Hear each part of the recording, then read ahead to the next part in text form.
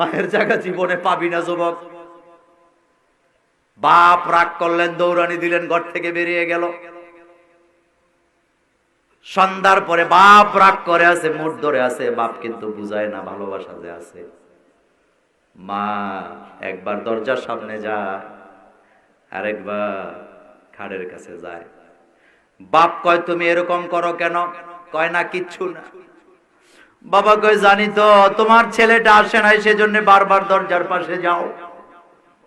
মা চোখের পানি ফালায়, কিচ্ছু বলে না, দরজাটা লাগায়া দেয় না, দরজাটা একটু করে ধাক্কা দিয়ে রাখছে, ছেলেটা কখন আসবে।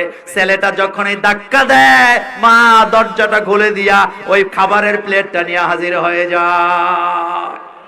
এটা মা, এটা কি মা? নবীজিকে প্রশ্ন করা হলো, হুজুর আমার কাছে সবচেয়ে ভালো ব্যবহার কে পাবে? নবীজি বলেন উম্মুকা, তোমার মা। আবার বলা হলো আমার কাছে সবচেয়ে ভালো ব্যবহারটা কে পাবে? নবীজি বললেন তোমার মা। আবার বলা হলো ভালো ব্যবহার কে পাবে? নবীজি বললেন তোমার মা। আবার বলা হলো হুজুর তারপরে কে? নবীজি বললেন তোমার বাবা।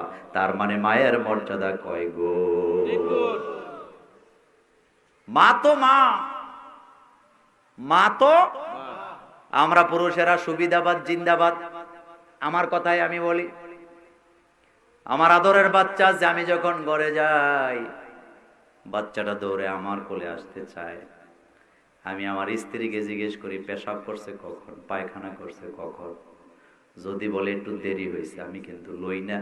সব পুরুষরা এটাই করে, লয় না, পেশাব করে দিবে। কিন্তু শুধু মা টাইম নাই, টেবিল